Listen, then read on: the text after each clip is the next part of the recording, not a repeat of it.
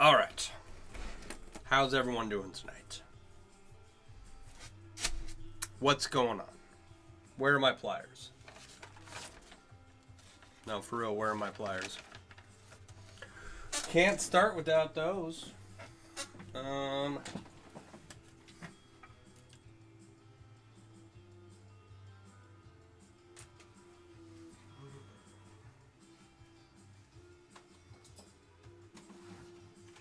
All right, found them.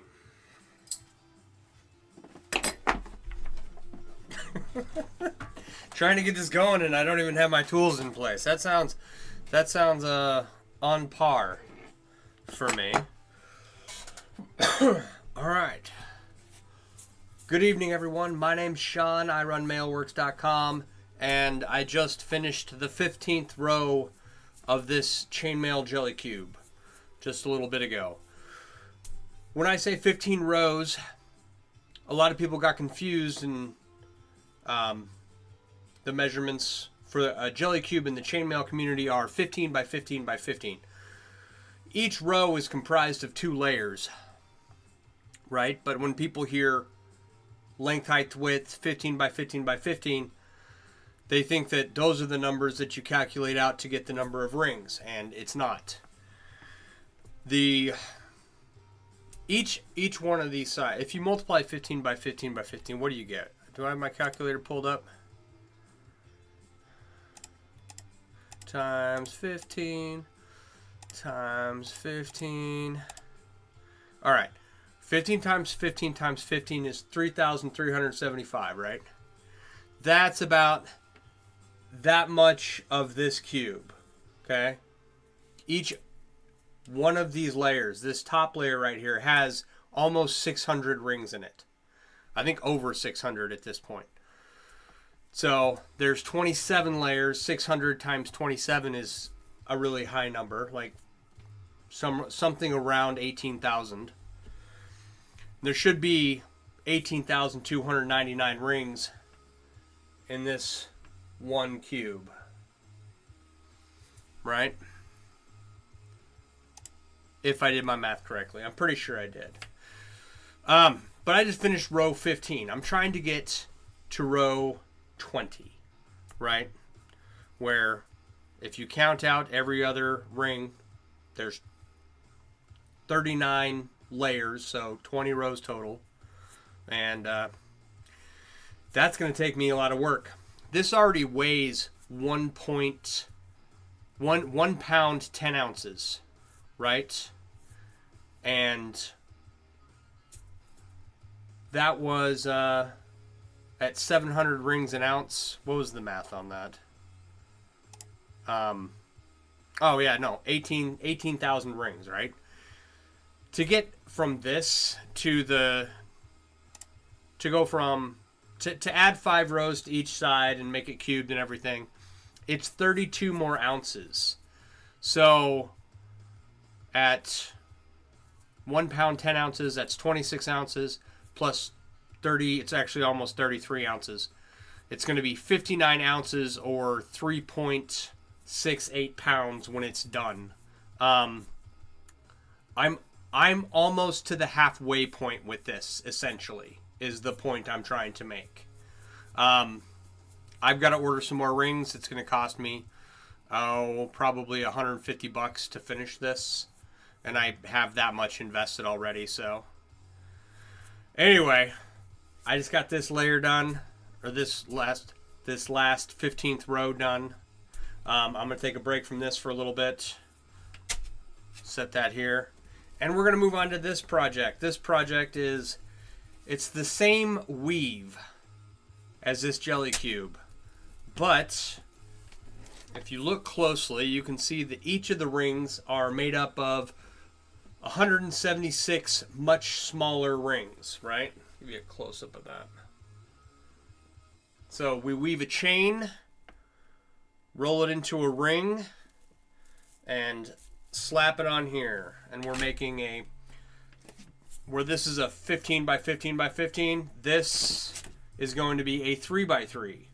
This will only take 95 rings, and I have 30 rings done, so I got to make 65 more. I got 30 rings done, and I had to take a break last week. Both of my wrists were just killing me, so I was in wrist braces over the weekend, and but that's okay. These are not the pliers I wanted. These are the pliers I wanted.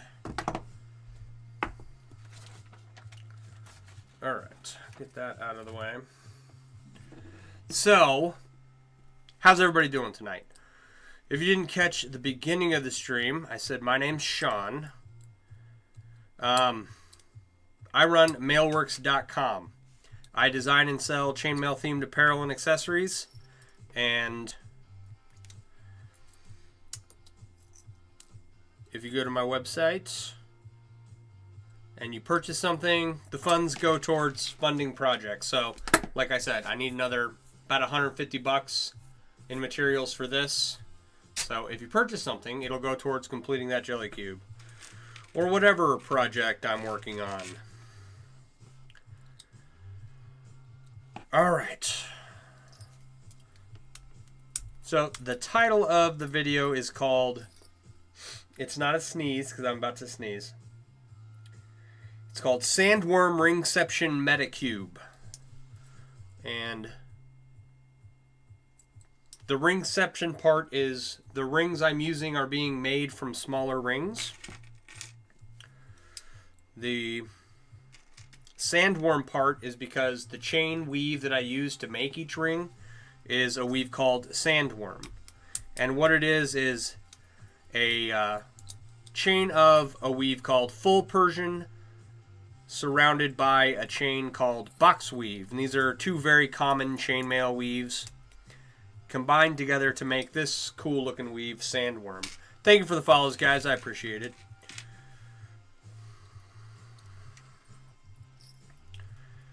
And it's a Meta Cube.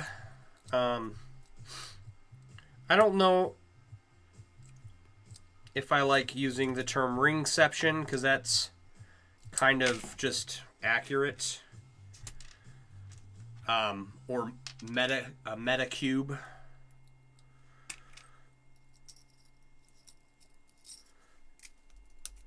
So, like I said, ringception refers to the fact that the rings I'm using to make this are made up of smaller rings. And then, I'm wondering, I hate this song so much. I've blocked this song. Where's my thumbs down button? Thank you. Get me the next song, please.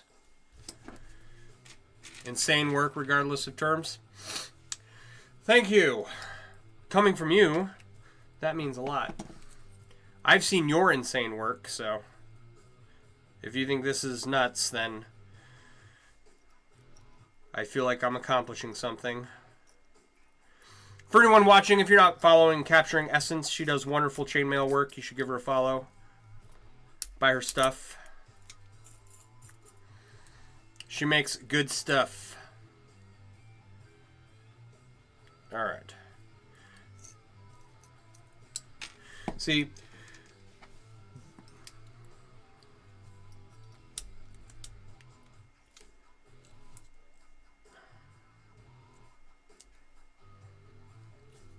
micro 20 gauge 330 seconds. Yeah, no thank you.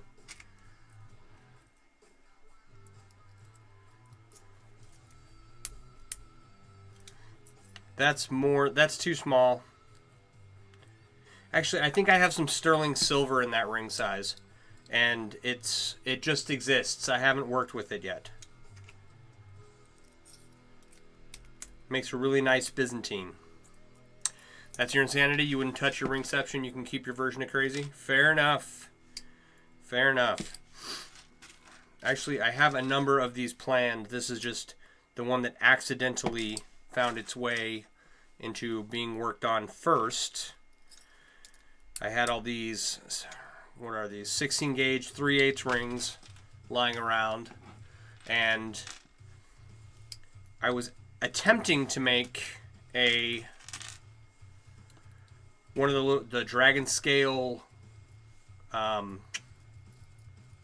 do you call them? Pine cones. I grew up in the land of pine trees. You think I would remember pine cone? So I wanted to make a dragon scale pine cone, and when I had made sandworm before, I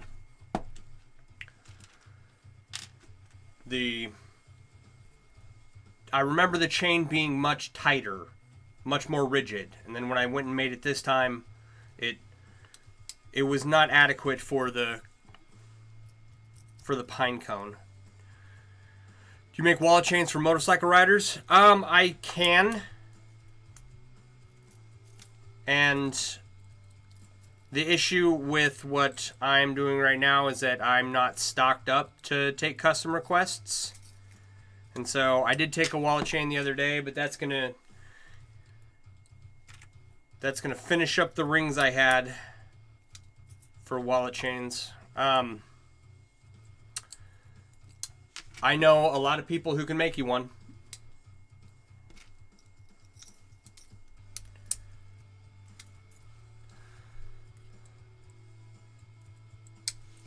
If you don't... There you go. Gene Tumlinson, do you know Capturing Essence, or are you're just tagging people? Let's see here.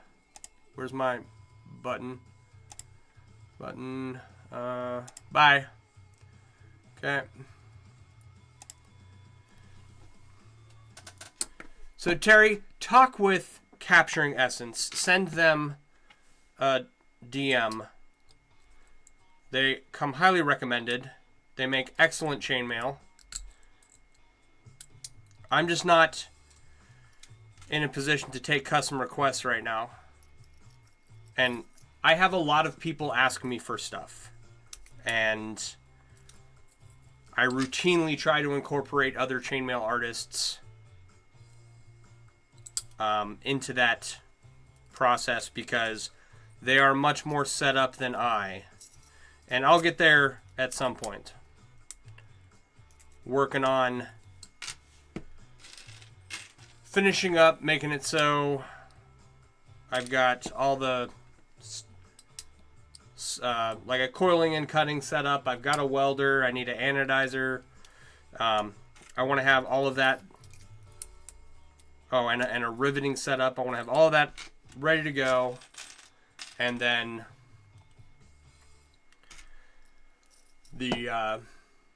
and then I will start like stocking for custom requests and stuff.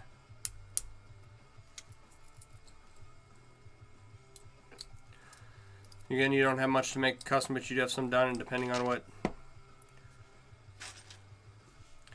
Yeah, I've got a welder. I want to be able to anodize some titanium, and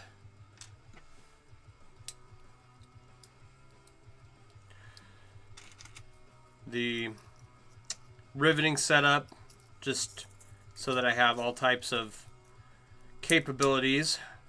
Yeah, we're working on this thing. How you doing, John? You'll be in touch with them. You'd even like to have your adjustable vest with chains.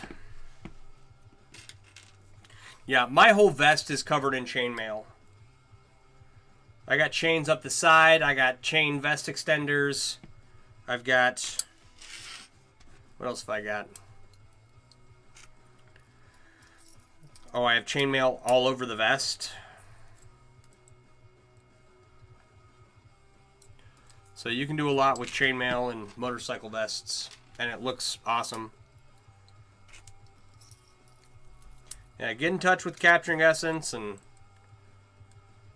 see if they can hook you up.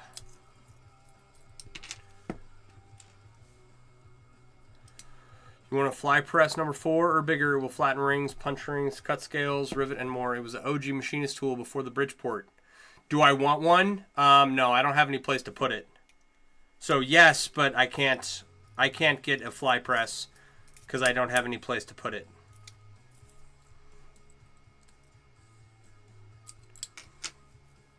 You're gonna be getting in touch with them. You're very welcome. Do I ever get any regular mail? No? What do you mean by regular mail? Do I ever make regular chain mail, or do I ever get letters in the mail?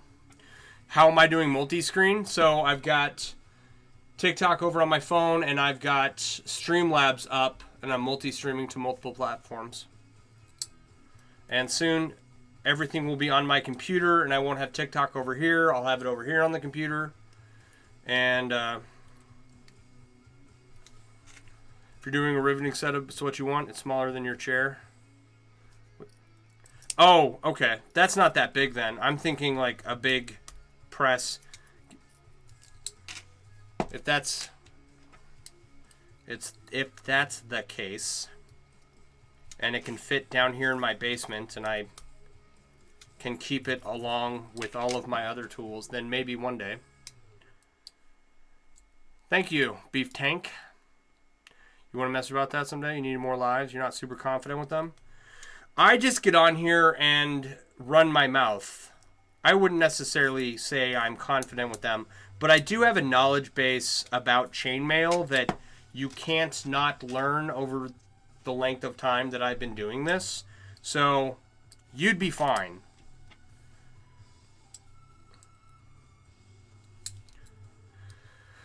I think a big boy, a 2 or 3 ton hand arbor press style tool.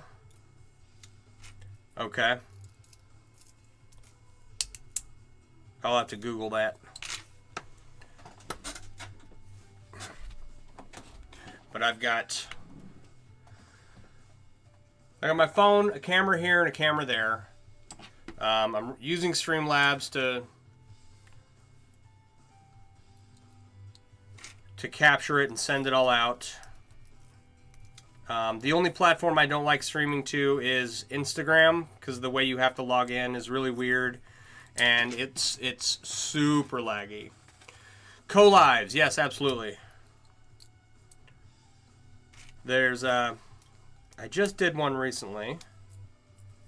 And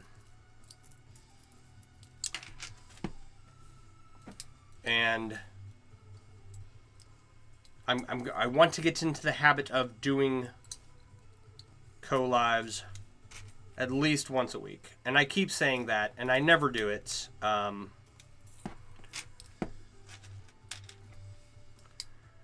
But with my evening stream being just me all the time, you know, people only see what I do, as opposed to other people being able to see what other people do.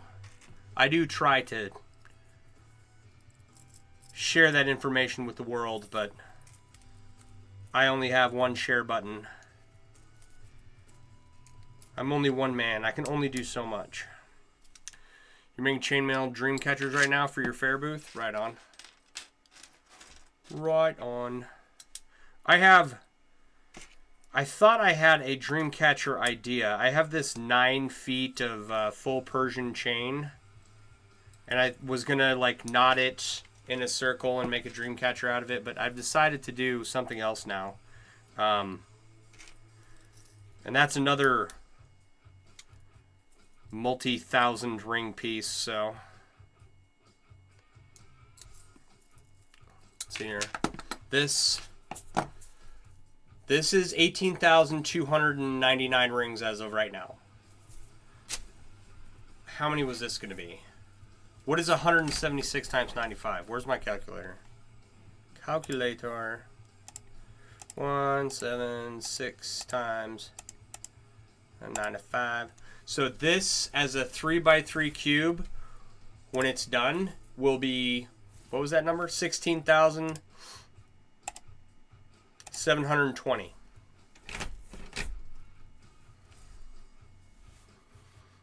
Me and my giant projects. Yes, I just need to finish some.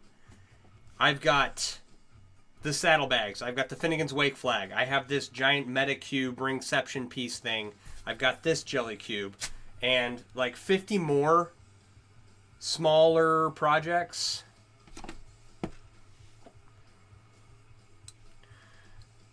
I just need to get some of them done.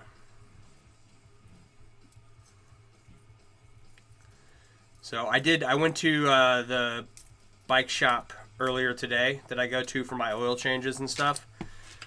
And I have a 2013 Road King with a 103 cubic inch engine. And I've been wrapping the saddlebags and stuff. What's all the equipment you need to get started is you're trying to kick a few bad habits. So you need a couple of pairs of pliers, and then I would I'm a bit biased. If you go into the link tree in my bio, my recommendation would be to download the Mailworks app. There's a couple of wonky icons in there right now, but everything works. There's a list of suppliers, right? And depending on how serious you are about it, if you go to one of the suppliers like Metal Designs or We've Got Mail, you can get yourself a little kit. And that way you got some nice quality rings starting out. And make yourself like a little Byzantine bracelet or something. Or if you're more serious about it, the company Chainmail Joe is also on the suppliers list. And they have a large kit. Comes in a very pretty box. Has a bunch of different ring sizes that you can use, and a tutorial book on what you can learn to make with them. And I believe that they have a bright aluminum kit and a anodized aluminum kit, so you can get a kit with some colors in it. You're based in the UK and have the equivalent of 350 bucks. I believe that Chainmail Joe ships worldwide. I'm pretty sure they ship to UK. And their kit is like $100. I don't know off the top of my head. But you don't have to order a kit that big. You can go and just order a small bracelet or necklace kit to get started. And I recommend getting a kit before you go into any of the suppliers' websites and start ordering random ring sizes. A kit just makes sure that you have some good quality rings and have the right size of ring. Sweet, thanks for the advice. You're very welcome, anytime. I think they have one kit that includes a set of pliers. I think I haven't looked. I think the pliers are like an option you can add on or not, I think is what it is. I don't know. I keep meaning to order a kit from them. That's going to have to wait. I'd like to sweet talk them into sending me a kit.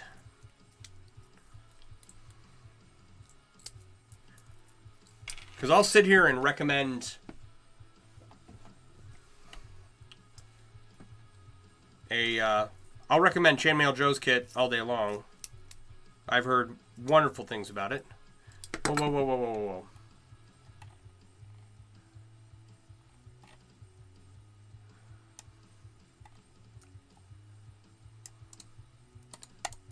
All right. Hey, John, can you text, what do you call it? Facebook Messenger me that? Yes, but a single project kit to see if you like it. I really think that that's where people should start. Let's get some old pliers out of the drawer. Get a small kit. Put it together. And if you like doing that, then go from there.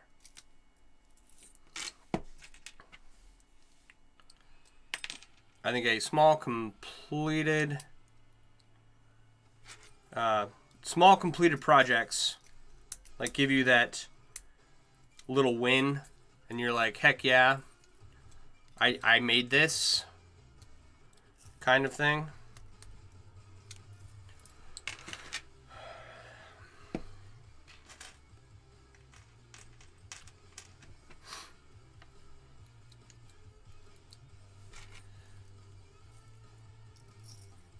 I try to tell people to avoid doing what I did, right?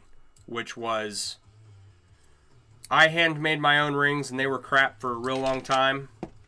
And then when I did start ordering rings, I ordered a bunch of random ring sizes, and that's kind of like what I'm dealing with right now. I ordered these 16 gauge 3/8 rings from the Ring Lord probably a decade and a half ago, if not 2 decades, and they've been sitting here for forever.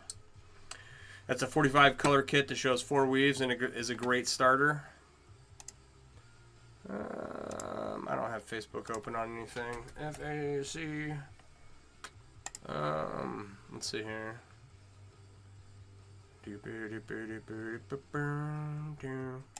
Come on, there we go. Open link in new tab.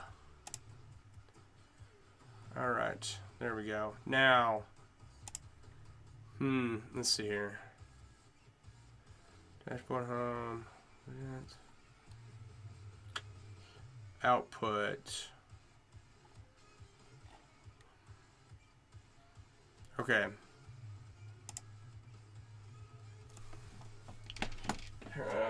Come here, you. Let's do this. Don't hit the end button. Flip camera. All right. Chainmail Joe multicolor kit. Comes with a bunch of weaves. 45 bucks. All right. Flip camera again. That's a good one.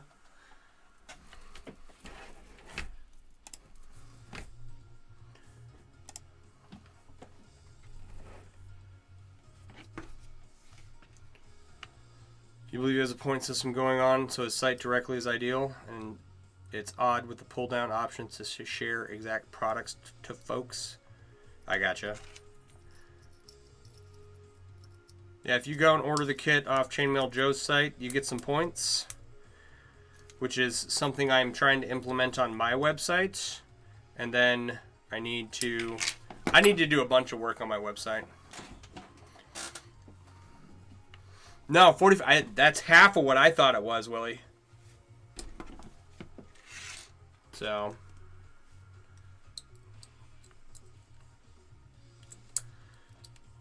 I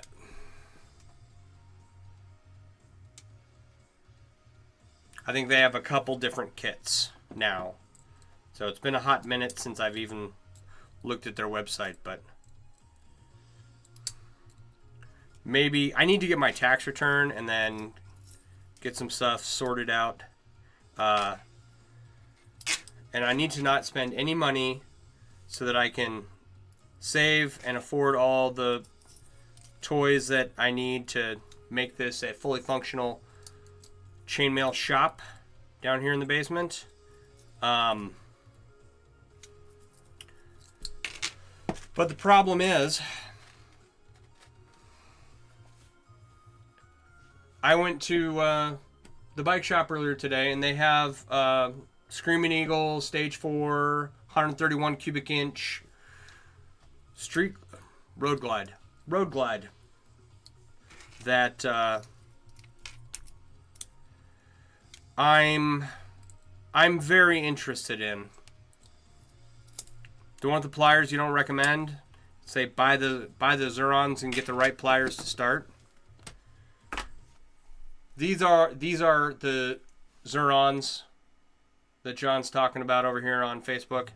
Thank you, Bearded Lunchbox. Thank you for the dinos. I appreciate it.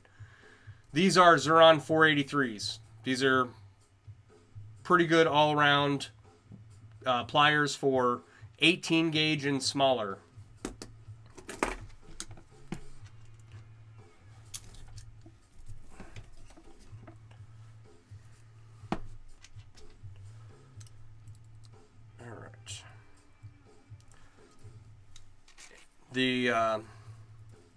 The bike I was looking at, it's not a bike I need. It's way overpowered, but it has a chain conversion.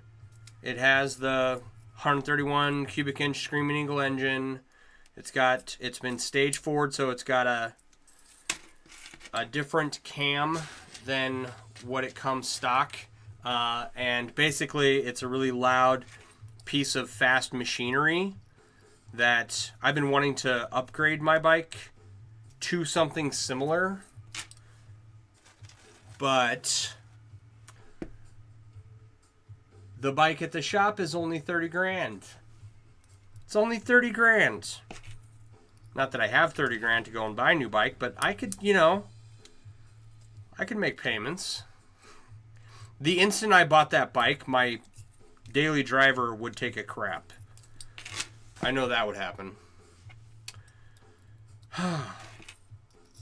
So no new shiny fast bike for me. I'm gonna stick with my 2013 Road King and only be able to go 100 miles an hour.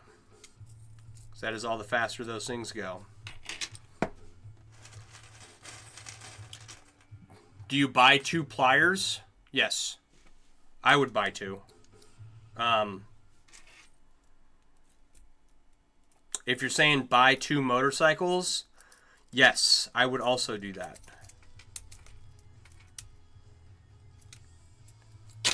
Oh. Thank you for the share. Appreciate it. All right. Yeah.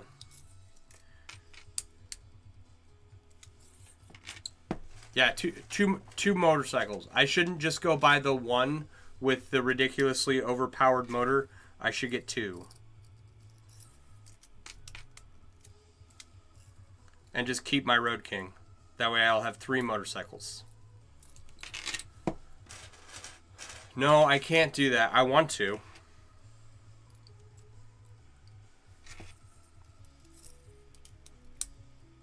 All right.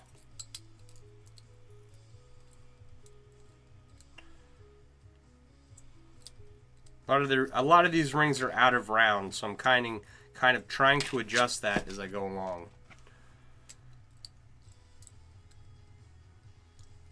It's like if I went and traded in my Road King, I would have to go buy new saddlebags for it because my saddlebags are covered in chainmail, and I had to put a bunch of holes in the saddlebags to get the chainmail and the saddlebags to connect.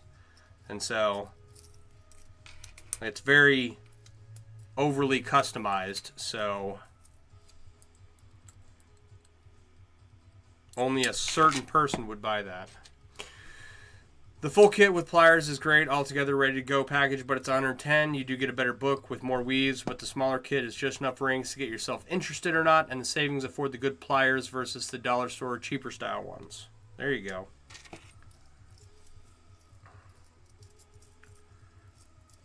But they could, well, I don't know. I don't know how many kits they sell a year. I've helped them. I know of at least 2 people who have bought kits from them because of me, I think. Right? So, if you've got 2 customers, you can afford the nicer, more expensive pliers in your kits. There's no excuse. No, I'm just kidding. But they could probably buy like 1,000 at a time for pennies on the dollar. I imagine. I don't know. I'm guessing.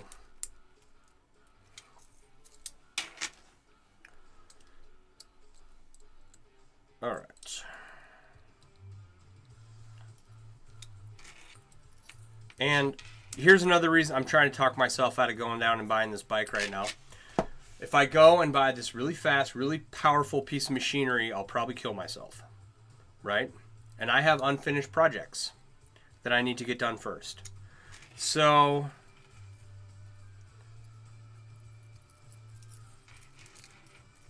I'm not going to buy the bike until I get all of my projects done. Which will, at the rate I'm going, will be never.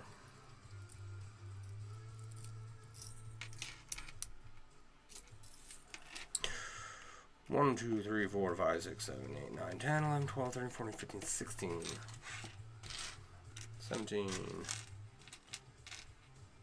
18, 19, 20, 21. All right. You've got 9 of the kits yourself. Your sons have all sold bracelets to afford the better pliers versus any set you let them borrow. So yes, it's a means to an end, and the addiction can flourish. Ha ha ha, worship the rings. There you go. Right on.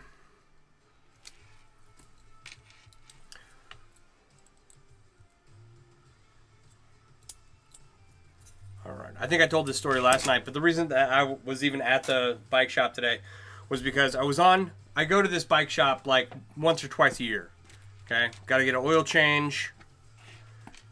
Got to go, do something to the bike, whatever. So I know the guy that works the front counter, and I see him on a reel over on Facebook at the bike shop's Facebook page. I flip over to, it's 3 in the morning there, so you better shut your eyes for a while. Willie, have a good one. I hope you enjoy your kit if you got one. If you have any questions, don't feel free to stop in. I'm usually here 8:30 to 10 Central Standard Time in the States. All right. Yeah, so I'm on Facebook. See the guy that works at the front counter of my shop on a Facebook reel, and then I switch over to TikTok, and like the second video I'm watching is a live of a freaking doppelganger. You did order? Right on. Well, have fun. Hope you enjoy it. It's a doppelganger of the same guy. I'm like, what in the world is going on? This is crazy. And then I hear where he's from, and I'm like, oh, it is the same guy. Holy crap. So I was talking with him on his live, and he was telling me about the bike. And I drive by the shop every day, so I was like, yeah, I want to see it. So I'm trying to avoid going down there by myself and test driving it.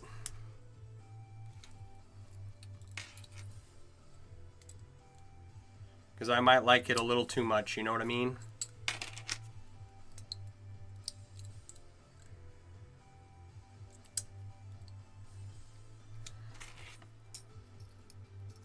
Which, it's got the front fairing, which, so my Road King project, right?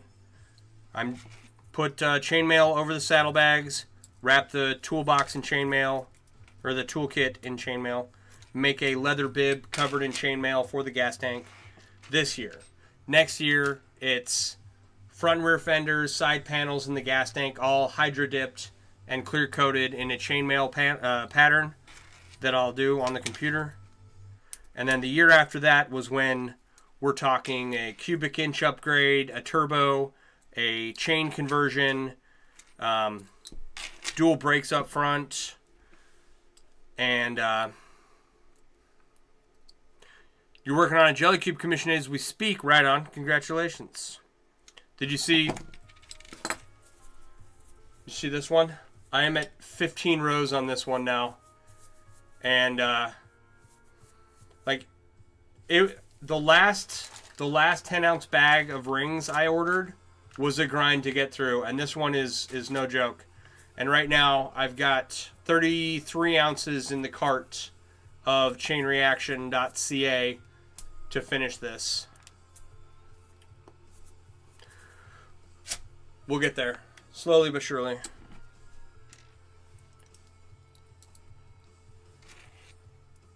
I need, what do I need? I need $30,000 so I can go buy this motorcycle. That's what I need. Oh yeah, okay, so this year chainmail and leather, next year hydro dip, and then year after that start improving the Road King. That was my goal. But then I went down to the bike shop and I saw that they have this Street Glide there with 90% of everything I want, right? They got the shocks all figured out. They got the right shocks on there. They got the right engine, which is larger than what I can fit on my Road King. And what the bike that they have at the shop doesn't have is doesn't have dual discs up front, and it didn't have a turbo on it. And I didn't ask if they dynoed it. I should go back and ask them. But anyway, and soon more rings, yes. More rings for the other cube I'm working on.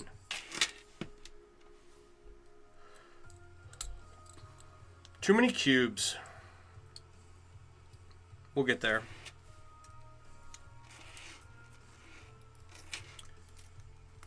Get them all done.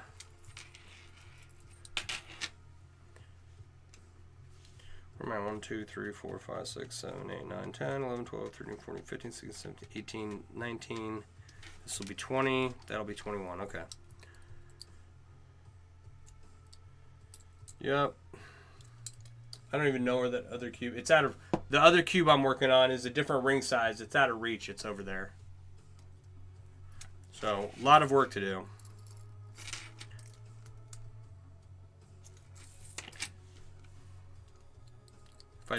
If I stop doing stupid things, like ordering rings for this cube and ordering rings for this cube, I won't have a problem. I could like catch up with what I'm trying to do. I need to get through some big projects, like I was telling Rachel earlier. But one at a time, you know?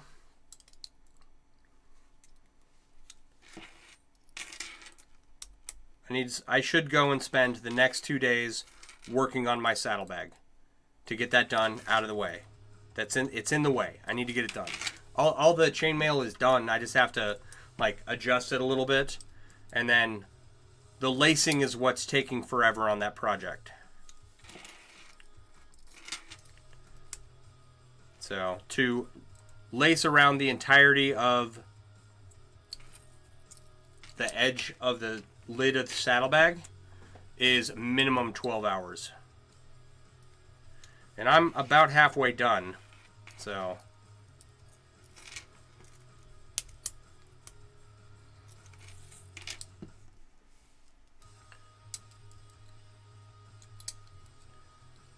all right. Okay, that's one.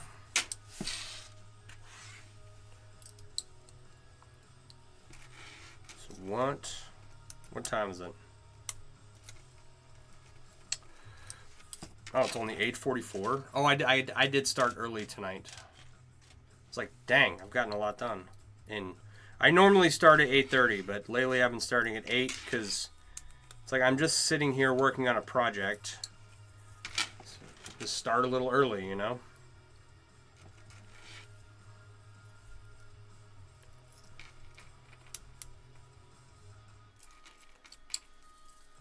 What else needs to happen? Lots of stuff.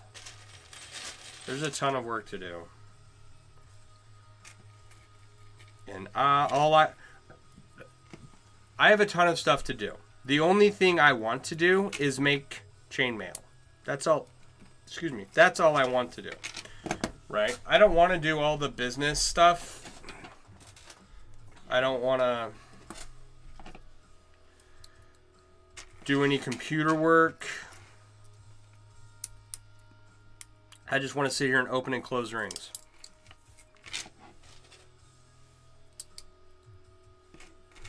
So I got a case of the I don't wannas.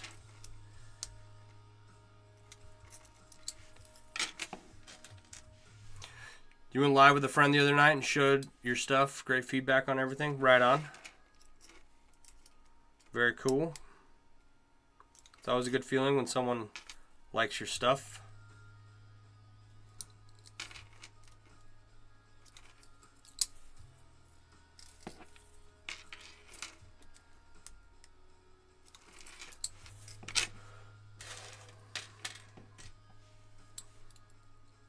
Okay. Yes, I should spend the next 2 days doing saddlebag work. Finish that up, get that out of the way. Of the 1, 2, 3 projects, big projects, the saddlebag's the least amount of work. So I should get that done. I'm just being a baby about it because I don't want to do it. When I laced up the first saddlebag, the leather cord broke on me right at the beginning, and I couldn't reverse it from there, so I had to undo it all and go all the way back around.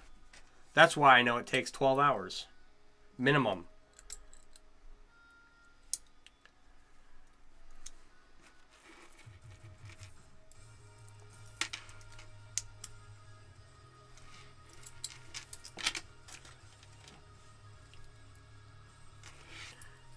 different. And then if I can get the saddlebag done by this weekend, then I can go for a ride.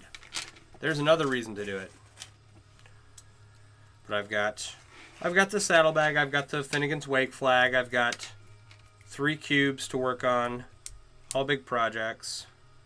And I've got the rings for them, or the rings are coming. And then lots of other little smaller stuff.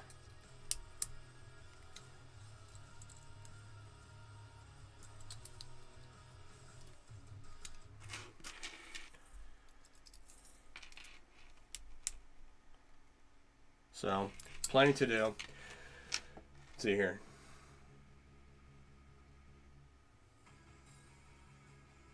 Most of my small projects are on the table next to me. And it's a lot of them, like, I've got some belts that need leather work done. You know? I have that weird sculpture thing I made that needs a tumbler. Because my tumbler is not big enough. Thanks for the likes. Appreciate it.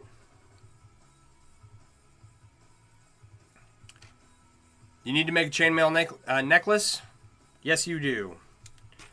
You should do that. I've got the rings to work on one of my chainmail necklaces in. I've got about 30 or 40 pendants that I need to make necklaces for. I don't have the right ring size, and so I've been putting off making necklaces until I figure out what the right ring size is for any weave. Actually,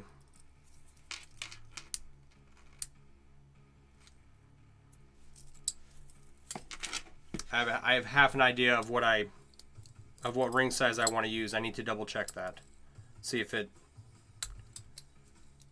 works for all the pendants or if I need to pick a different ring size.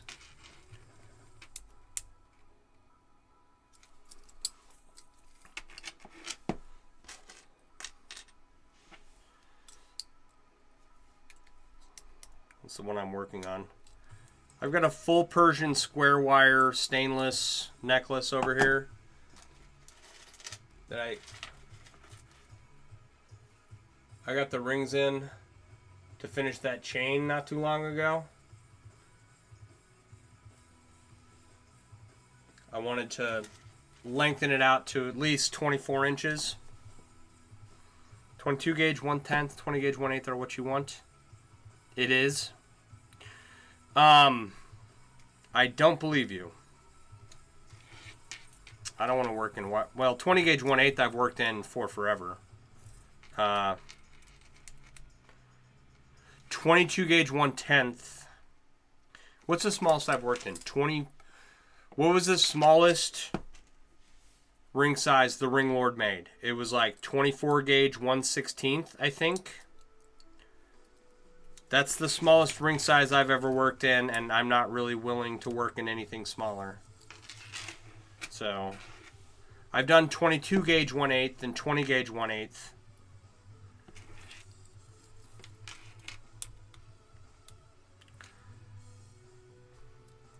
So, and the 20 gauge 1/8 for a Byzantine weave with 3 connectors worked really well last time I checked, but I don't know anymore.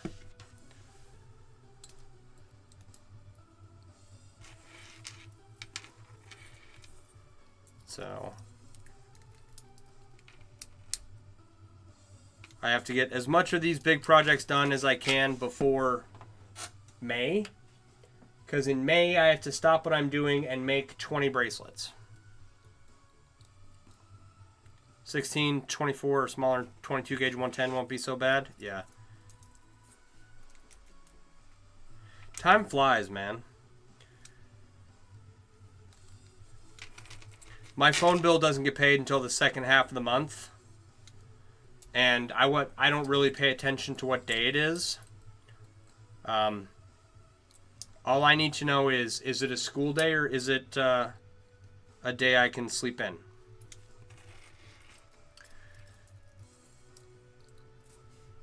So I don't, you know, I don't pay attention to the dates or anything.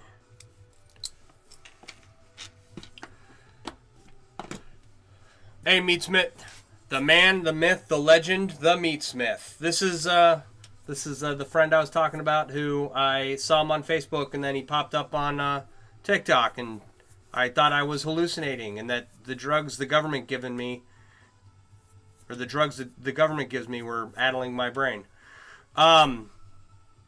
The average piece, how long does it take me to make? Okay, so let's do something like this. This chain right here is my necklace, right? And this probably took me about 4 hours. There.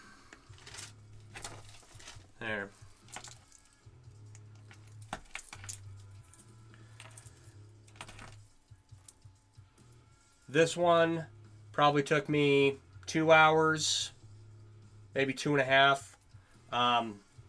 And these ones take me about 4, 3.5, 4. So 4 projects like this cube. There's 18,299 rings in it as of right now, and I've been working on it for months. But I have over 100 hours into it right now, probably over 120. So, depending on how many rings are in the project, I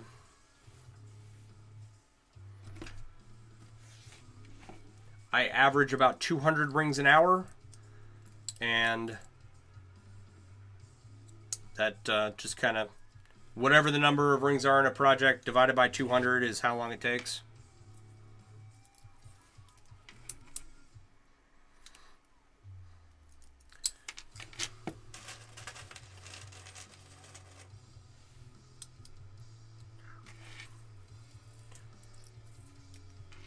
Yeah, things get crazy, dude. Especially moving forward. Once I finish up all these basement projects, these pesky basement projects. When I started the stream, I was actively trying to talk myself out of going back to the bike shop and trading in my Road King for that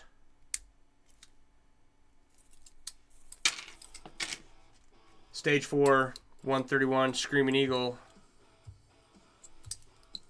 Said it's a Street Glide, right? Just to make sure I have my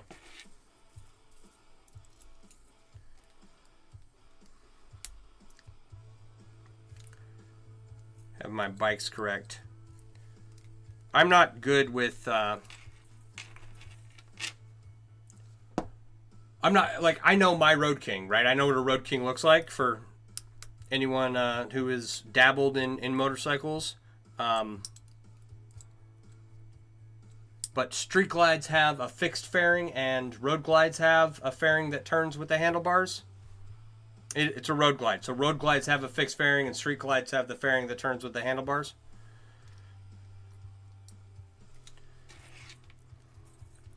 You miss some of your time, Math. If you need to unweave and fix mistakes, could double the whole time. Yeah, I never unweave stuff or complete projects. Okay.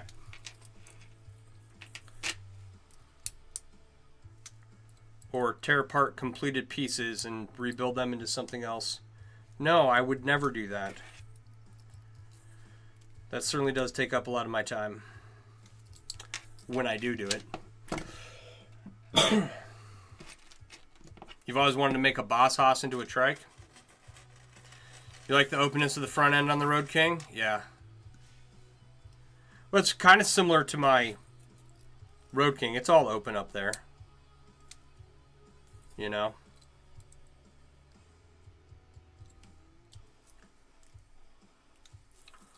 That's 9 o'clock.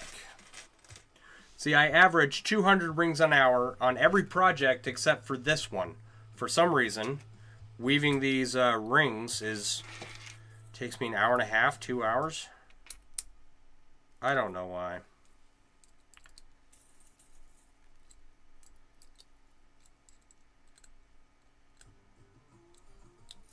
But yeah. Okay. So I think most projects are about 200 rings an hour, and then they just take as long as they take. I've made 3 shirts. My vest is covered in chainmail, and a lot of big projects. So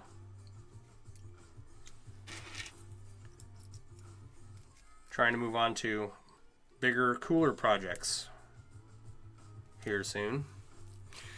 It was on an Electroglide for a while. You do like the amount of wind the fairing blocks, but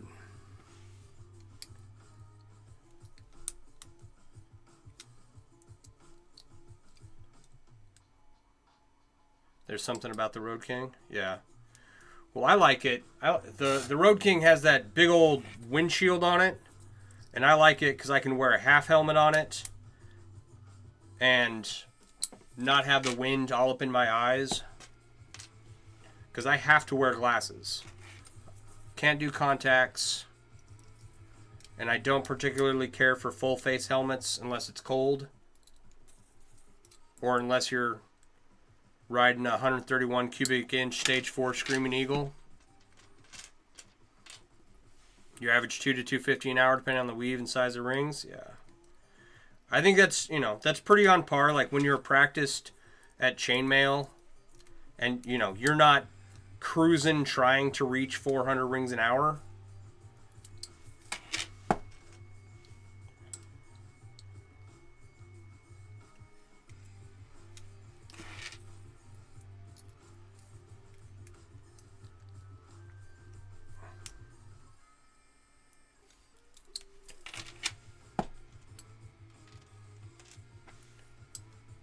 There's plenty of time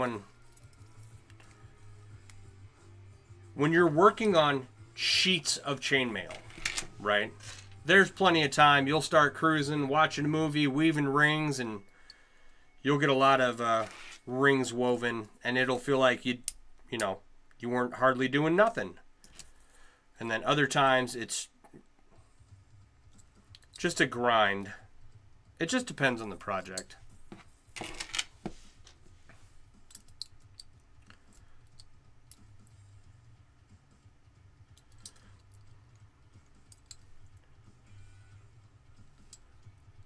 So,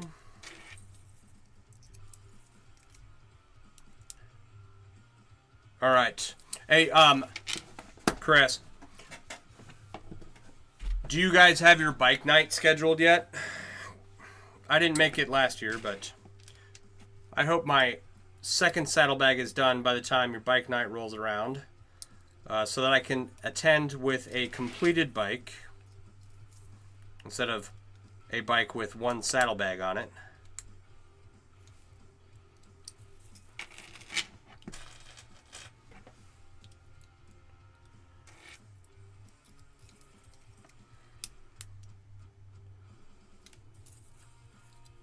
All right.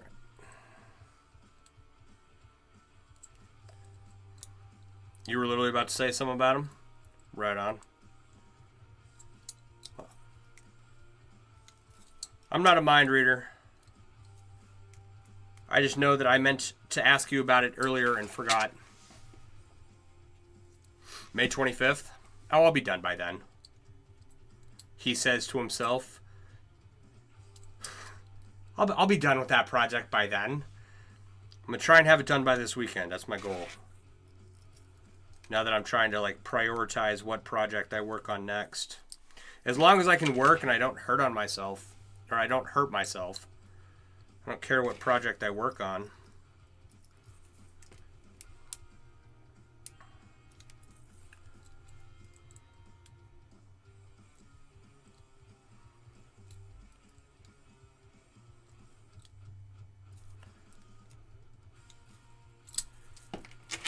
Oh, you know why this is taking me so long? Because I keep having to check all these rings. Because they're all a little bit out of round. After that will be the first and third Thursdays of every month except for 4th of July. Cool.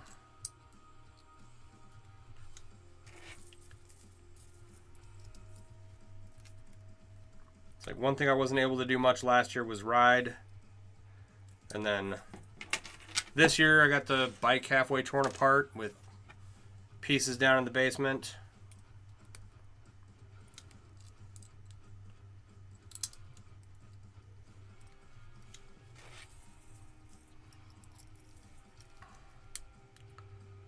We'll get it all put back together, get some miles on the bike this summer, and then be good to go.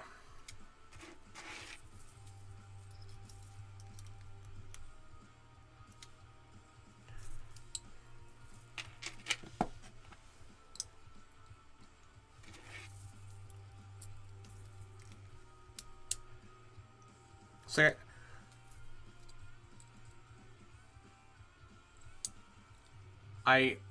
how to phrase this? Okay, so, like, if you've been hanging out at all for any period of time, you've probably heard me talk about how I've got a lot of projects in my basement that I want to finish before I finish tooling out my little chainmail shop down here and start making custom work and stuff like that, right? But, you know, I often feel like I'm in a rush to get this stuff done. But the reality is, some of these projects have sat for like 2 decades. So, I don't really need to rush it. It's fine.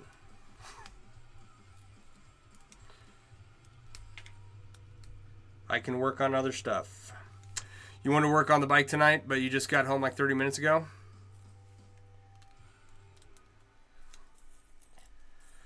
I have a giant chainmail inlay. It's this image in chainmail. I'll grab it for you in a sec. I've got this cube, trying to get it out to 5 inches length, height, and width. This is also going to be a cube, but all the rings are made up of smaller rings, hence why that's why I'm weaving this chain. We'll take this and then loop it through in the Japanese 4-in-1 cube weave. I've got a bunch of jewelry I gotta make coming up.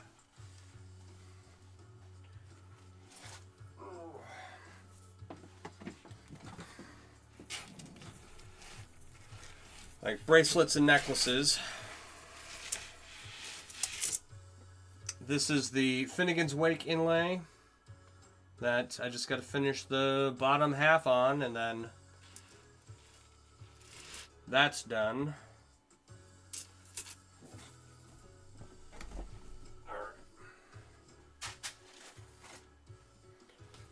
And those are all like the big projects I have going. The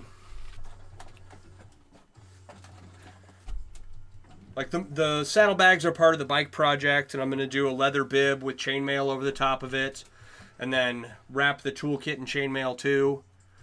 This year, my goal is to get that done this year. Those aren't a rush. I've got months to do those, I say to myself, knowing that I should probably get them done as fast as possible before I start adding more projects to my list of things to do.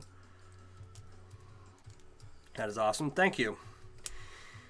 It's a work in progress for like the last 2 decades. I think I started it in 2005. And I wasn't, I'm freehanding it. I'm working off of this image. So I didn't know how many rings I needed.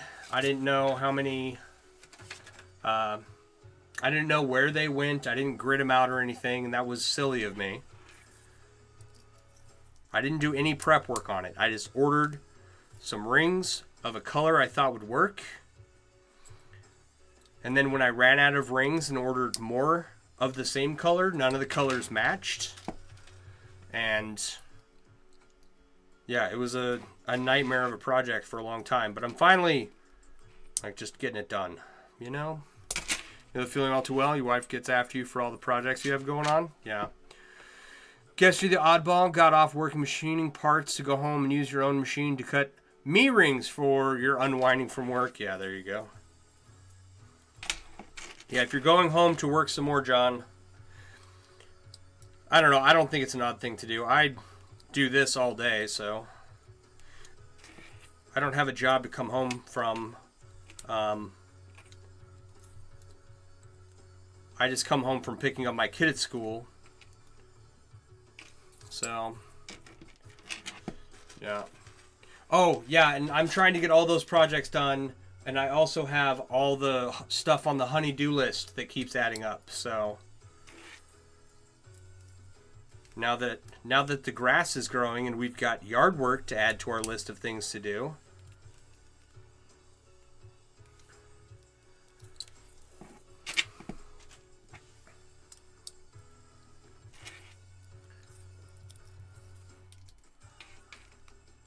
it's like, how in the world do we ever get anything done? I don't know.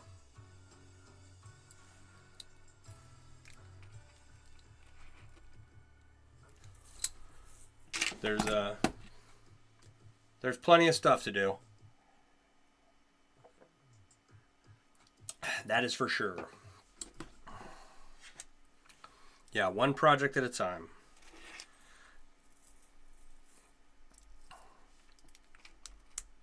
Take the smallest project, get it done, knock out the next smallest. It's like I need to build a table in my shed too, which that won't take very long. I have to go buy a piece of lumber. But I have a vise, and I don't have a place to mount a vise to. And so I want a like 2x4 plywood table in my shed, because I have they are coils from my overhead garage door, right? And I need to cut them. How do you grid out your tapestry? Okay, so the popular program that people use, and I'm told it's still available and still works on machines, is Irregular Grid Painter, and you can find it at zlosk.com. It's like ZLOSK. All right, Chris, appreciate you hanging out for a bit. You'll see me tomorrow. I got to drop my bike off again then, so gonna need an oil change. Have a good night. But yeah, Justin, Zlosk.com, ZLOSK, Irregular Grid Painter. I was told it works on Windows 11. I've never... I had it on 2 laptops ago, was the last time I used it. So you can map out your inlays on that using that program. It takes quite a bit of work, but had I done that initially with the Finnegan's Wake inlay, I would be done with it by now. I would have been done so much faster because I would have known what I needed, and I would have known where the rings go because I had already mapped it all out. Lisa, this is called Sandwyrm, and it is a chain of full Persian. Right, here's the chain of full Persian surrounded by box weave going around the edge, right? And these are like single units of box weave connected to the full Persian, right? So these 2 units of box weave do not touch each other. They only touch the full Persian. How do you start? My recommendation is you go to the link tree in my bio and download the MailWorks app. There's a couple of wonky icons, but I'm working on that. Go to the suppliers section. There's 12 or 13 suppliers. You're very welcome, Justin. There's 12 or 13 suppliers listed in the suppliers section. Why am I yelling? Turn my music down.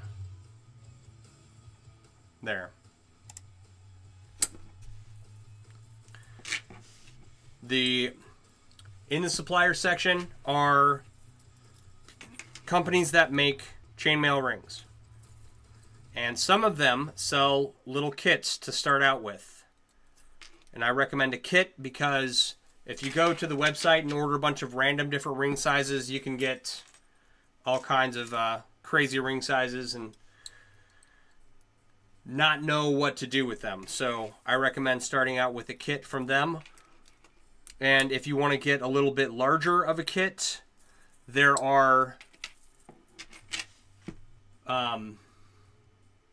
is Chainmail Joe that has a anodized aluminum kit that comes with a pretty box, a bunch of different ring sizes, all different colors, and a book of tutorials on what you can make with those ring sizes. And I've heard nothing but good things about the kit, so that makes sense. What aspect ratio are you working with? It's 16 gauge 3/8. I'd have to look up the AR. Let's see here.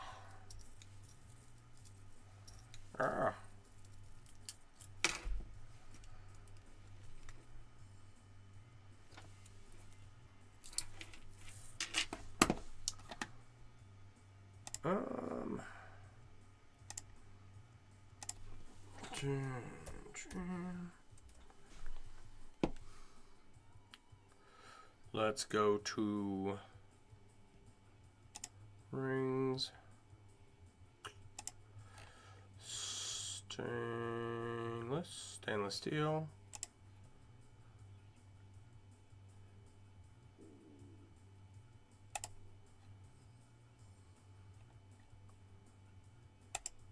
See if this will tell me. These are an aspect ratio of 6.5. Nope. Hit the wrong button. There you go. Hey babe, how you doing? I love you too.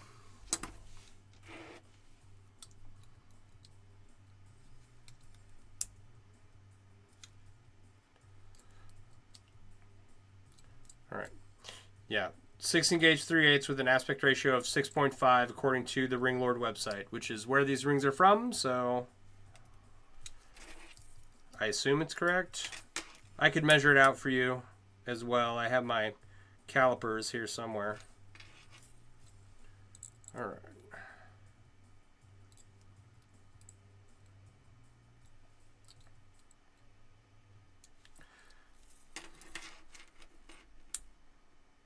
There we go. You're very welcome. Is this how the swordsman did the dresses?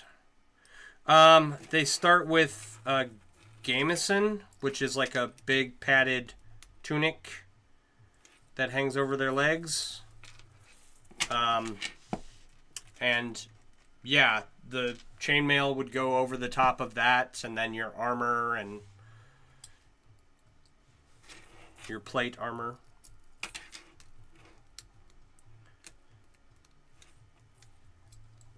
And while the weave that I'm doing is significantly different than what they used in medieval periods,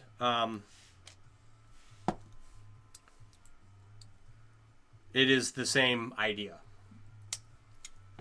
The weave used in medieval times in Europe was European foreign one for the bulk of all historical chainmail pieces. Some of them have like some 6-in-1 edging,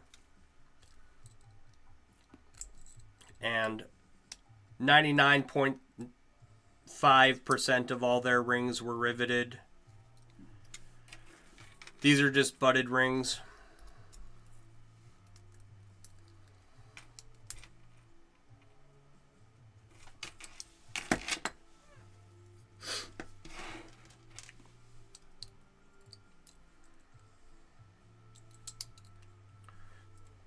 Why is this project taking me so long? Oh, because I can only make one ring every 2 hours. That's okay. It is what it is.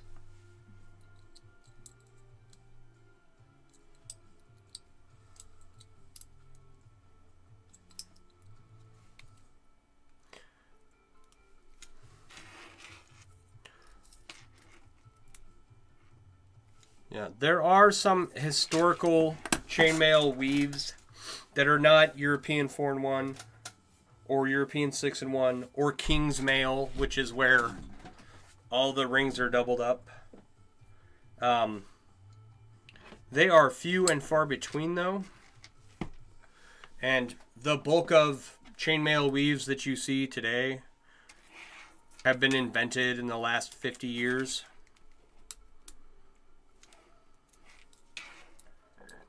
Skipping era of punch solid rings, 95.5%, all riveted, only late period mail. Early is half solid rings and half riveted, right? That's what you're telling me, John? No, I said 99.5% of all of their rings were riveted just because there are people who be like, oh, they didn't use butted rings in medieval chainmail, and like the British Museum has pieces listed as having solid, riveted, and butted rings.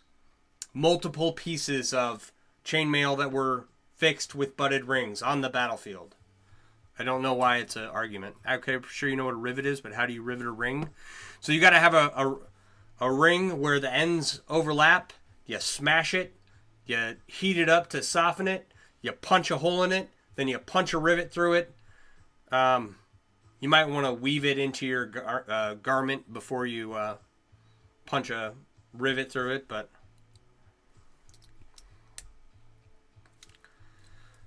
the ends have to overlap. These are just butted rings, but we're going to get to riveted rings later on this year.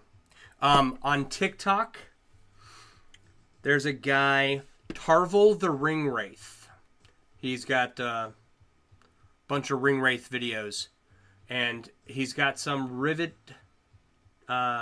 rings guides, and I think it's TARVEL_WRINGWRAITH, I think is what it is. Actually, correct. Half punch and half riveted, and can tell period from such nuances. Yeah. There are no good suppliers for riveted rings. Yet.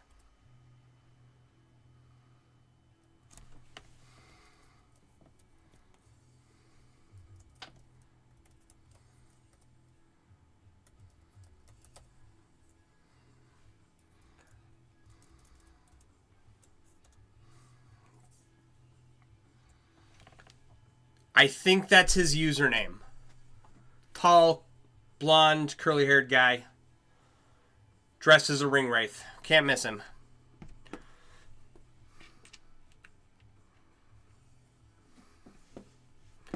Just hit 90 rings in over 30 minutes. Right on.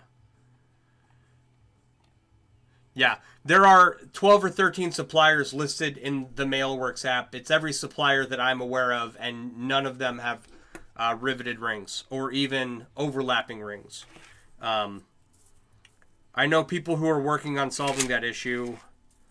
I don't know what their progress is on it, but we may have a good supply for riveted rings one day, or we may just have to continue to make them ourselves. We'll see. We'll see what happens.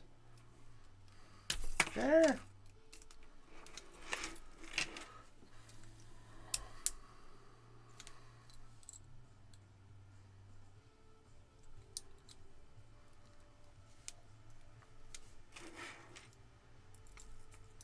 Yeah, if you're doing 90 rings in 30 minutes, it's 180 rings. You know, and you probably weren't even trying, knocking that much out of the park. This ring does not want to comply, so you must bend it into compliance against its will.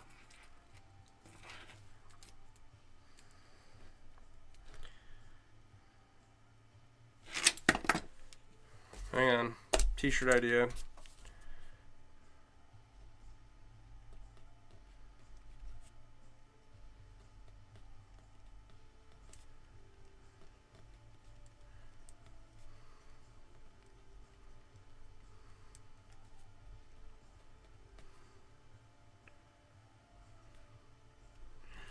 Chainmail, bending rings into compliance since 9/13.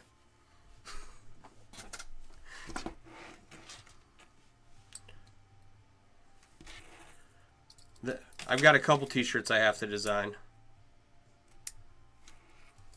One I was supposed to do 2 weeks ago. You'd really think I'd take my business more seriously, but I get stuff done whenever it gets done.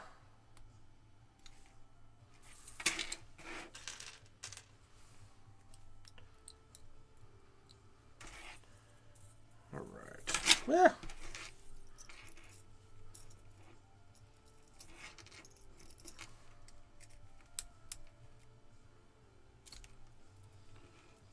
Thank you for the heart. I appreciate it. What's going on? How you doing? Okay. Oh, where'd my other screen go? I'm looking at... No, not that. This. There it is.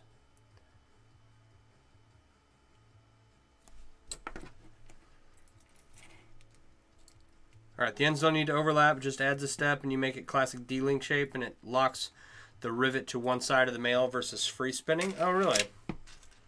I will have to practice that when I get to that point. I'm not far off. The next thing I'm going to purchase is an anodizer. Then the riveting tools. Then some, what do you call it? Mandrels for coiling and cutting rings and getting all that set up. And then spools of wire for coiling my own rings. Because don't get me wrong, I enjoy weaving chainmail. I don't enjoy making my own rings.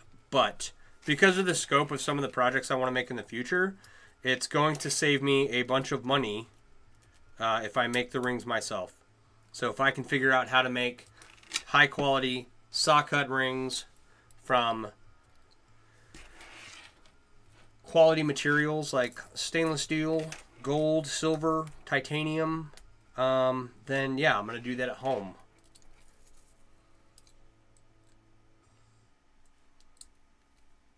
Hopefully, one day. Hopefully, later on this year.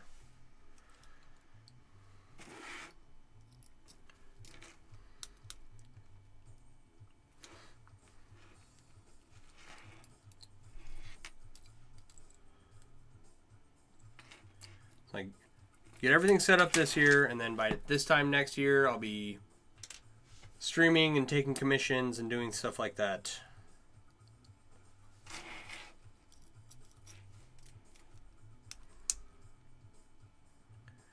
On top of what's already on my website.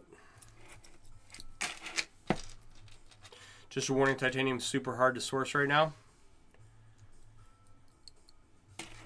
Well, thank you for that.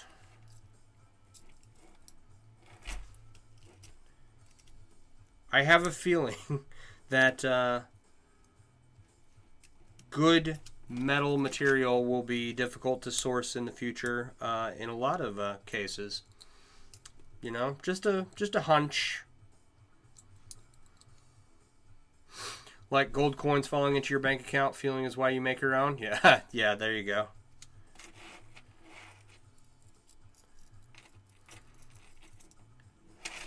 Just a miserly chainmail ring maker, just, you know, pouring through your jar of gold rings. All right.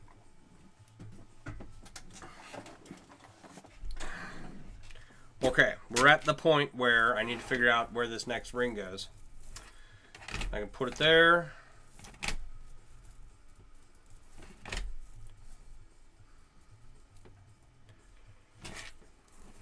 That's actually where it goes. Yeah.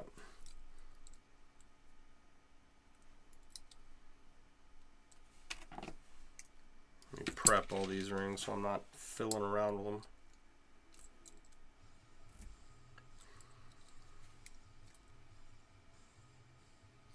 It's like the rings on the inside, the full Persian chain don't have to be perfect. I do try to make them as round as possible because they do affect how the ring performs, but they don't have to be perfect. The rings on the outside, right? This is where people are going to be touching this cube, and so you want them to be non-pointy.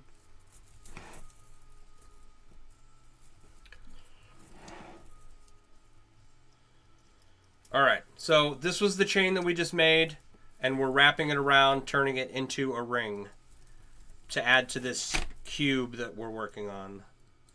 And by we, I mean me. Just a happy little ring. Just paint a happy little ring over here.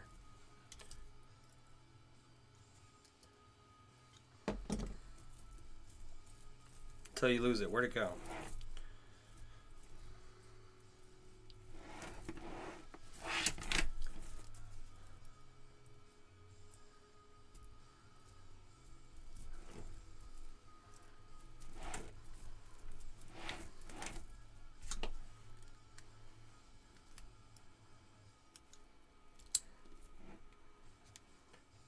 It's like the ring was tugged into sixing. Okay.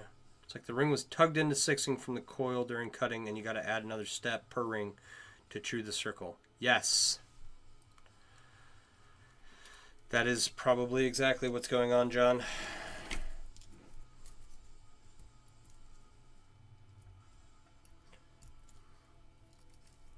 How is sterling silver versus aluminum? I mean, it's a lot more expensive. But as far as difficulty using wise, argentium silver is a little brighter, but it's still silver. So sterling and argentium are, you know, they're pretty easy to work with.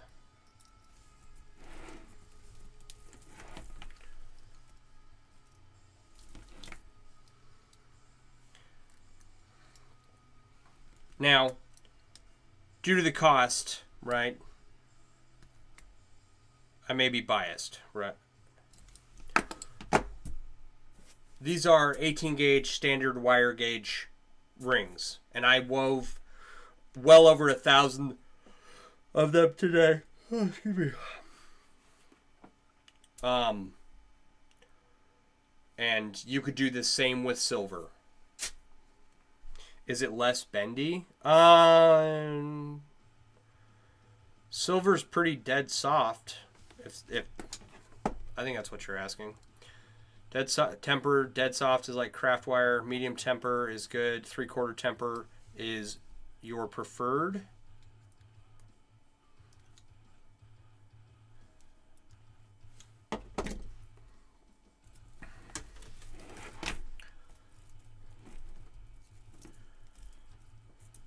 So I've never had a problem working with it for long periods of time when I've ordered sterling rings.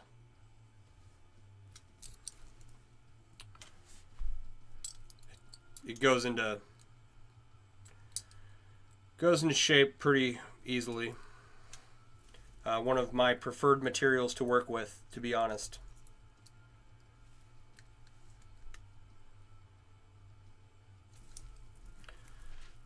If you don't like to keep it shiny, drop it in some liver of sulfur and antique it, and then it's this cool patinaed silver piece that you don't have to worry about shining.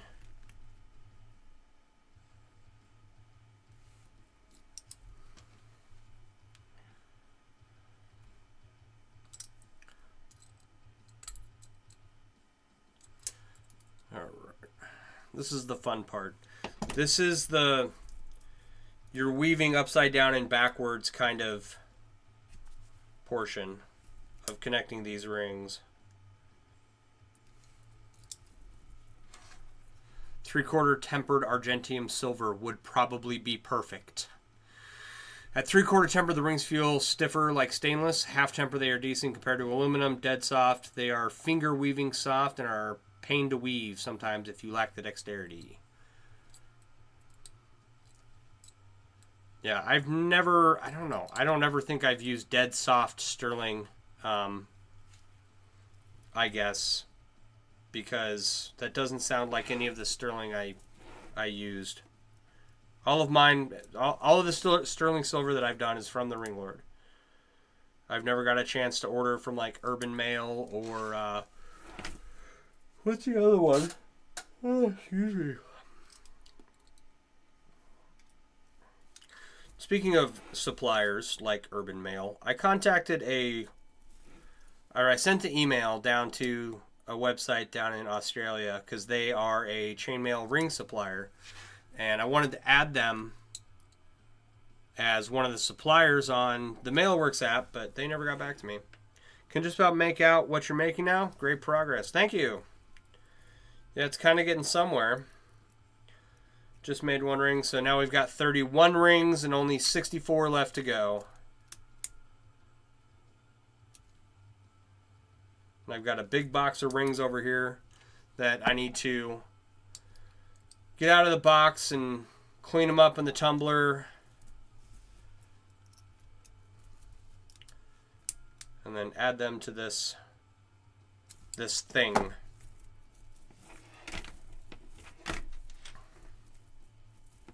This monstrosity, this beast.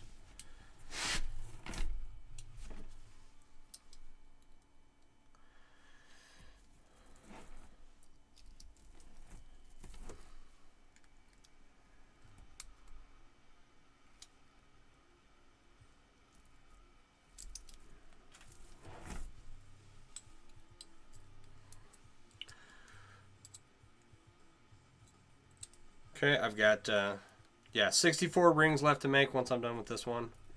And it's really, like, it's not that bad. Right, to make the first 30 rings wasn't terrible.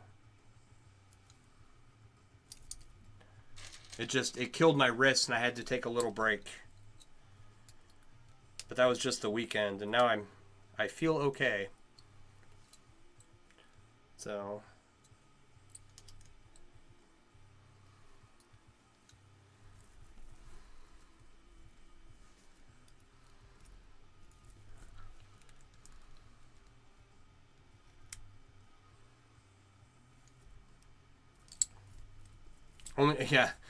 only got a 2x what I've already done. Well, this cube right here, it was at 14,700 some odd rings. It's now at 18,299, and I've got to make it to 44,490 something. 44,000 rings, 44,500, something like that, to get it to the size that I want, right? So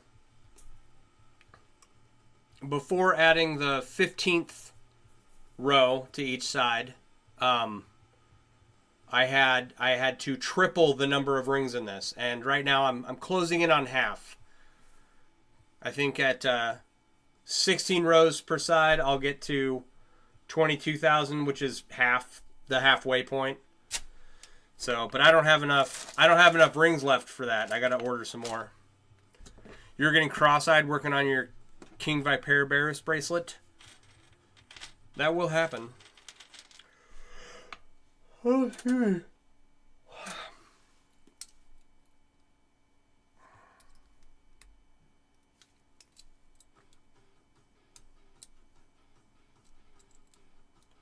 Yeah.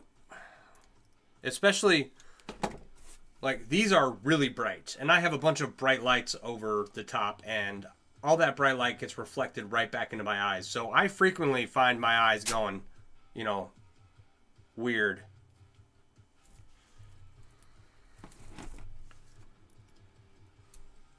Just trying to work on that cube.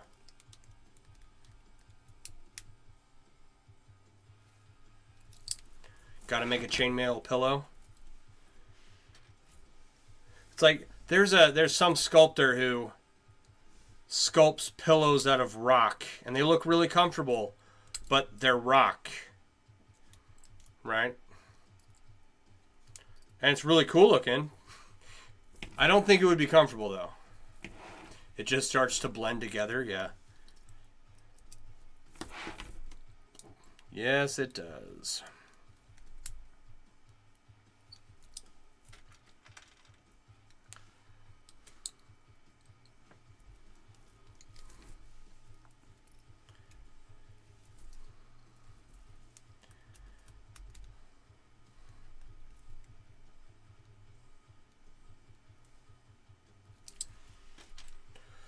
There's also someone who makes pillows that look...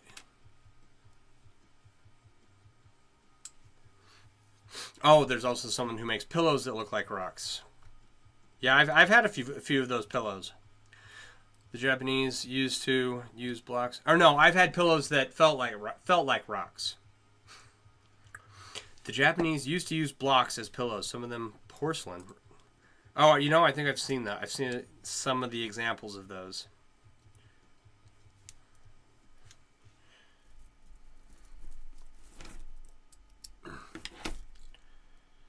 What's that Pokemon made of rocks? I'm sure they have a stuffed animal pillow thing made of him.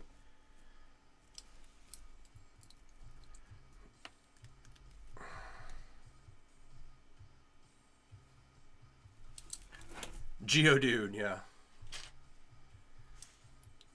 It's one of those... I don't know any of the Pokemons besides Pikachu and Snorlax because I have family members who... Those are their favorite Pokemons, and they tell me. And so I buy Pokemon and Snorlax merch for them. Is it Stockholm Syndrome yet? Yes.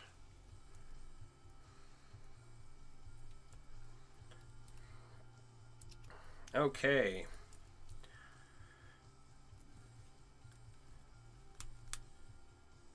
Time 9:40. All right, that was 10 minutes longer. These haven't taken me an hour and a half to do, but this is the top of the third layer, and now we will build out on either side. Once I need 3 more rings. So I am tempted. So this is a little looser than what I want, right? Here's my concern, that once it is a completed cube, right, a 3x3 cube, that it is just going to slouch over like this, right, which is kind of okay, but I'd like it to look a little better. So there's 2 things I can do. One, I can go remove, these are 22 units of full Persian around. So I can take all these apart, remove 1 unit. The other thing I can do is put a ball bearing in between, into the pockets, right? Like right down in there. It would have to be a fairly large ball bearing. Probably have a diameter similar to the outside diameter of one of these rings, I would guess, in order to make it a little tighter. So I don't know. I don't want to build the whole thing and then have to take it all apart, remove one section from each ring, and then put it all together, which would make it should make it pretty rigid at that point. I don't know. I don't know. I don't know what to do.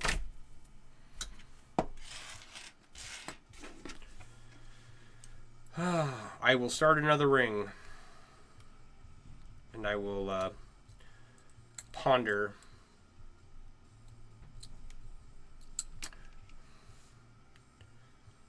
A rod stand like a paper towel holder? No, I don't want to use that. That's too... Are large shooter marbles from dollar store sets large enough? I don't know. How large are they?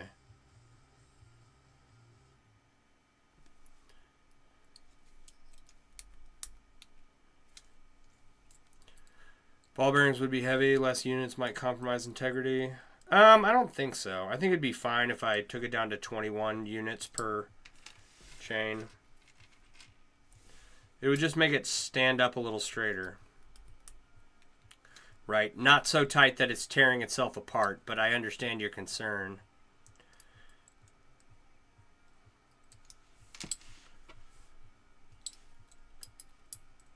It's like I want it to be somewhat jelly cube-like, but also, and I think if I finish out the cube that it'll sit just fine. I'm probably worried about nothing. But also, once it's all together, I don't want to take it apart again. I guess, you know what? Because I will take it apart again if I don't like it and remove one unit from every single ring, I should just build it out and see if I like it. And then if I don't, then I can rip it back apart. I have done bigger teardowns on smaller projects.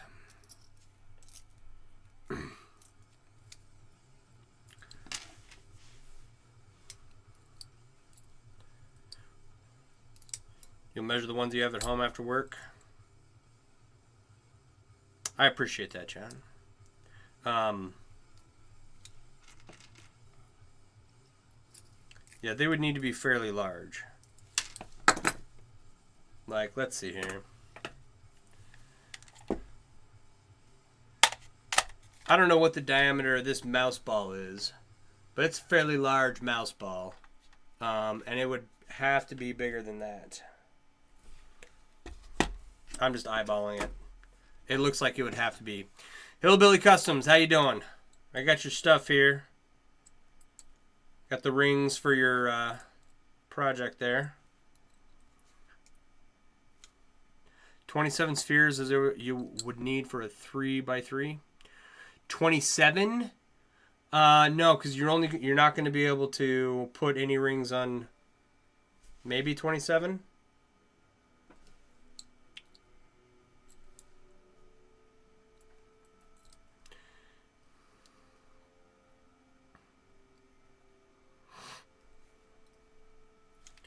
Glass fish tank marbles. Right on, you're looking for the perfect board for yours. Very cool, very cool.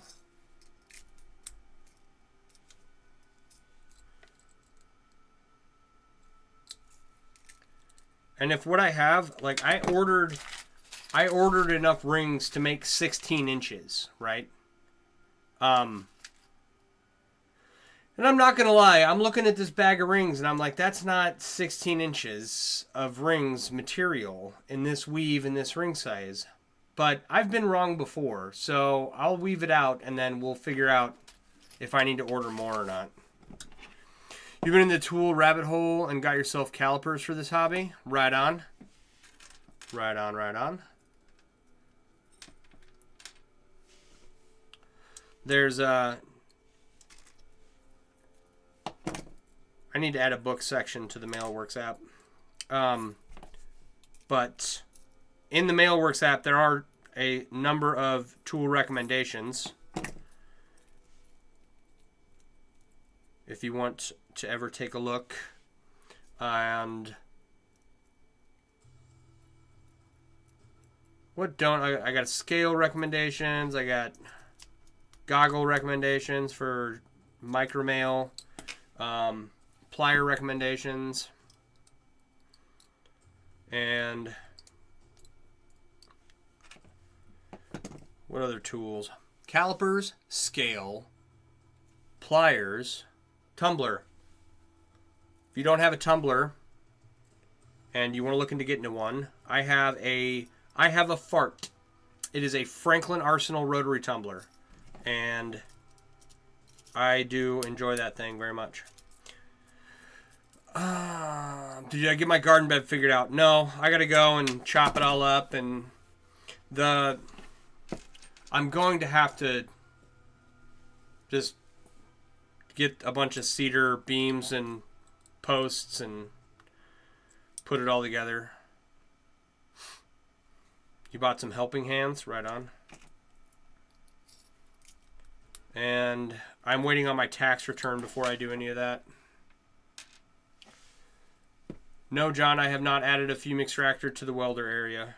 I breathe all that stuff in.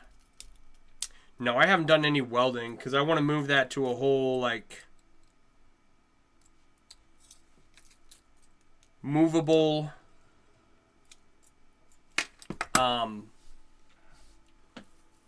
what do you call it? A tray on wheels, a movable thing. Like the anodizer and the welder on one wheelie thing that you wheel around your shop, right? So it's just been sitting there. I haven't done anything with it, but right above me and behind me, right? I've got dryer vents and space above me that I can put all of that into. Just need a shelf and 15 to 25 leads and you're golden. Yeah.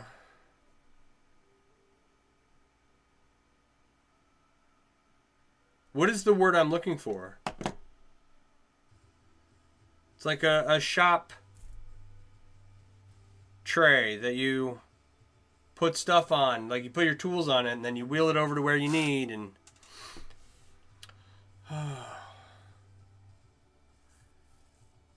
you build a lot of things out of bed frame angle iron with your angle grinder and MIG welder.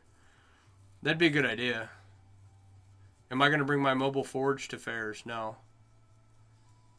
No, I don't do tool cart. Tool cart. Thank you. I need the anodizer and the welder on a tool cart with everything they need, and just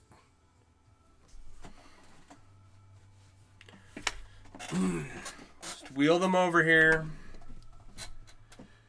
Will the sparkle welder I have zap through 15 to 25 foot leads? I would try that. I would park the welder over there. And no, bringing a mobile forge to some kind of gathering wouldn't be a liability, I don't think. Right? And if it is, the fair people, the event people, will make sure that you have the right insurance for something like that, or they won't let you in.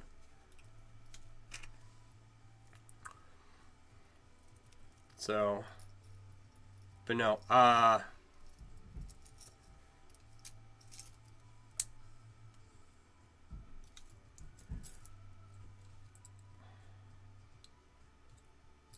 see here. Your forge stand is made from angle iron and MIG welding. Well, it's so useful. Yeah, I'd like to have a MIG welder out in the shop, but I'd like to have a lot of things out in the shop, and I have a small shop, and it's mostly taken up by a large lawnmower.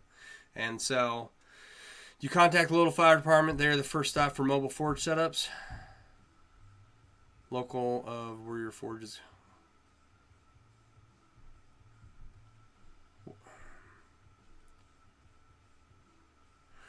You contact the local fire department. They are the first stop for mobile forge setups.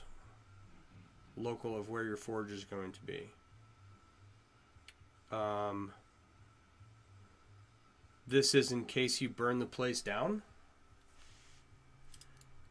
I don't ever contact anyone in any position of authority. I just do what I want, and then when they come tell me I can't do it, I just go, okay, I won't do it again.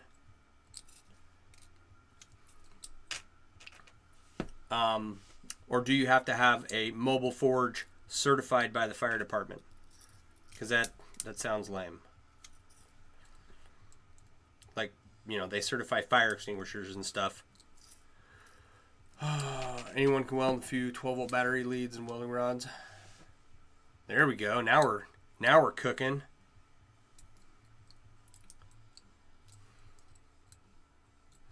You have some fairs, and they're the ones that will give you the big fines if you have incorrect forge setup, hazard conditions like 25,000. Yeah. So the fairs are the ones that should be making sure that you have any sort of some sort of liability insurance prior to you working on their grounds at all, like those. And if you have to, if their requirement is that you go and get yourself checked out by the fire department, that's apparently a thing, I guess. But people do it, is what I'm saying, right? So it shouldn't. There's a way to get it done. Peanut, do you know Magenta RV, or are you just randomly tagging people? Magenta RV, Gino Peanut. Had this happen earlier.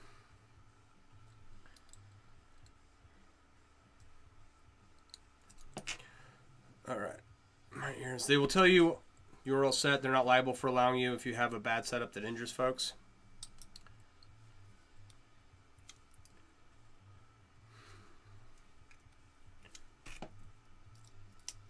Interesting. Okay, but people do take their mobile forges to fairs. You don't believe so? Okay. Bye, Peanut. It's probably just a bot tagging you is all. It's all, you know, it ever is.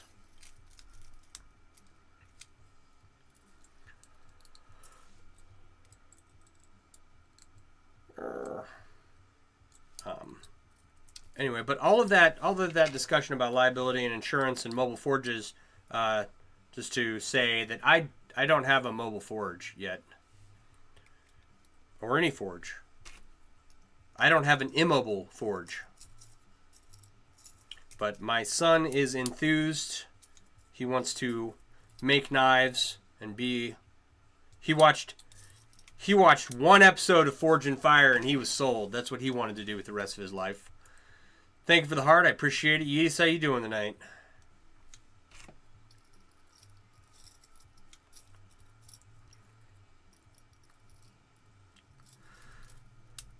So we will have a forge here soon. I want to take him to a class up in Milwaukee at Milwaukee Blacksmith, where he can learn how to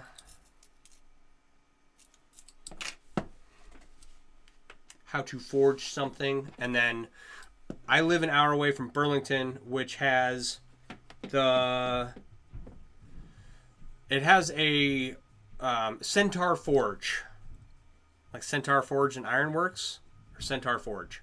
And so they have coal forges out there and blowers and not steak vices, leg vices. Something.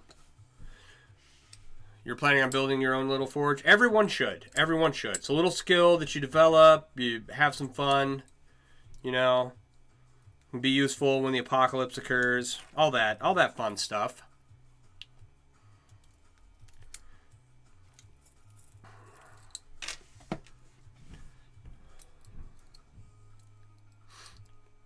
All right. It's like, I want to get one. I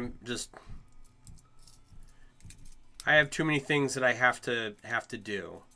If I can avoid spending $30,000 on that Stage 4 Screaming Eagle 131 cubic inch road glide that's down at the shop, then I might be able to do other things. Or I could go live fast and die young on a piece of fast, shiny equipment. I'm very tempted. You believe in being prepared? I do too. Have all kinds of stuff. It's all passing the buck BS. If you don't have insurance and accidents happen, it's on you, then the fair, then the fire department. Folks will want to find folks to blame to cover costs when accidents happen. Most times they don't, and everyone is happy and it's a good time. Yeah. People take their mobile forges or have forges at fairs and whatnot. And it's not. You can do it. You got to have all the right stuff. Strongly believe in the next couple of years there'll be a period of civil unrest. I don't think I disagree. But it is about 10 o'clock, everyone. And I hear a child or a dog stomping around upstairs like they own the place and they're tearing the house apart. Okay. So we got one ring done. We didn't get a lot done tonight, and one ring started. I am going to try and get a bunch of saddlebag work done tomorrow, because if I can get that done in the next 2 days, it's about 60, 65 this weekend. I can go for a ride. that'd be great. And I need to get that project done. Of the projects I have here, it's the smallest project that I need to complete. So, and it's in the way, and I need to move it. So, if you want to learn more about chainmail, how to do it, where to get started, where to find suppliers and tutorials, go to the link tree in my bio if you're on TikTok, if you're on X, Twitch, YouTube, Facebook. Where is this? Yeah. There's one more in there that I forgot. There's a link on the Mailworks website up at the top to the Mailworks app, right? If you're interested in learning more about chainmail and how to get started, go download the Mailworks app. It's got a couple of wonky icons that I just changed some stuff around. I'll put the new icons up soon.